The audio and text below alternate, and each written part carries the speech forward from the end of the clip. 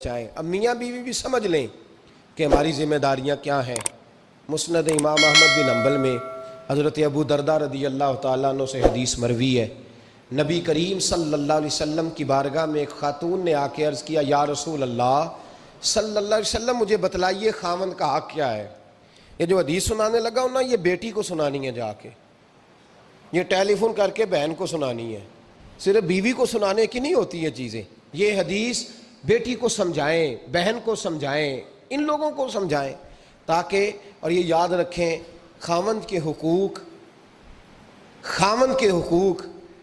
اگر بچی کے گھر والے اسے سکھائیں نا تو اس کی سمجھ میں جلدی آ جائیں گے، اور بیوی کے حقوق اگر خاوند کے گھر والے اس کو سمجھائیں تو اس کی سمجھ میں بات جلدی آئے گی۔ وہ خیر خواہ سمجھتے ہیں اپنے رشتہ داروں۔ یہ والی حدیثیں ان لوگوں کو سنانی چاہیے جن لوگوں کا بچہ ہے یا بچی ہے، متعلقہ آدمی حقوق بیان کرے۔ جب متبادل چیز کسی کے سامنے آتی ہے تو وہ کئی دفعہ سمجھتے ہیں کہ خلوص اس میں پورا نہیں پایا جاتا۔ حضرت ابو درداء رضی اللہ تعالیٰ عنہ فرماتے ہیں، ایک خاتون حضور کی بارگاہ میں آئی، عرض کرنے لگی، یا رسول اللہ صلی اللہ علیہ وسلم میں نکاح کرنا چاہتی ہوں، شادی کرنا چاہتی ہوں، مجھے بتلائیے خاوند کا حق کیا ہے؟ اگر تو میں ادا کر سکتی ہوں تو میں نکاح کروں، ورنہ میں اس کام سے بچوں۔ میرے نبی کریم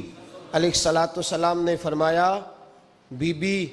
اگر خاوند کے ناک سے رینٹ نکلے، ریشہ نکلے، پیپ بہے اس کی ناک سے، اور بی بی اپنی زبان سے وہ صاف کر دے، تو پھر بھی اس کا حق ادا نہیں ہوتا۔ حضرت ابو درداء کہتے ہیں، آنکھ کھول کے اس عورت نے دیکھا تو میرے نبی پاک نے اگلے جملے ارشاد فرمائے، حضور نے فرمایا تو ان باتوں میں حیرت کر رہی ہے، میں اگر خدا کے علاوہ کسی کو سجدے کا حکم دیتا تو میں عورت کو کہتا اپنے خاوند کو سجدہ کرے،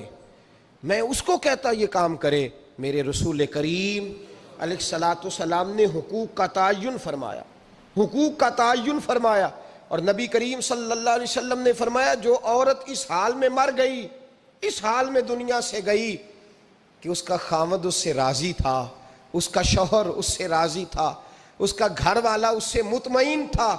تو میرے نبی پاک فرماتے ہیں جب دنیا سے جائے گی تو رب کریم جنت کا دروازہ کھول کے فوراً ہی جنت میں داخل فرما دے گا، اس کو بغیر روک ٹوک جنت دے دی جائے گی۔ شرط یہ ہے کہ وہ جب دنیا سے جائے تو اس حال میں جائے کہ اس کا خاوند اس سے شکوے نہ کرتی پھرے، شکایتیں نہ کرتی پھرے، شکایتیں نہ کرے۔ ہمارے زمانے میں شکایتیں ہوتی ہیں، اور خواتین عورتیں اس بات کو سمجھتی نہیں کہ اللہ نے جو میرے نصیب میں رکھا تھا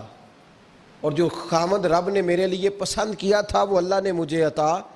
فرما دیا ہے۔ وہ شکوے کرتی ہیں، شکایات کرتی ہیں، اور دوسری عورتوں کو سامنے رکھ کے وہ فلاں کے حصے میں یہ چیز آئی، فلاں کے حصے میں یہ چیز آئی، فلاں کا خاوند یوں کرتا ہے، شکوہ کرتی ہیں۔ میرے رسول پاک علیہ السلام نے فرمایا، عورتیں کثرت سے جہنم میں جائیں گی، کثرت سے۔ تو ایک صحابی رو پڑے، ایک حدیث میں لفظ یہ ہے رو پڑے، عرض کرنے لگے، یا رسول اللہ وہ ہماری مائیں بھی ہیں، بیٹیاں بھی ہیں، بہنیں بھی، حضور جہنم میں جائیں گی؟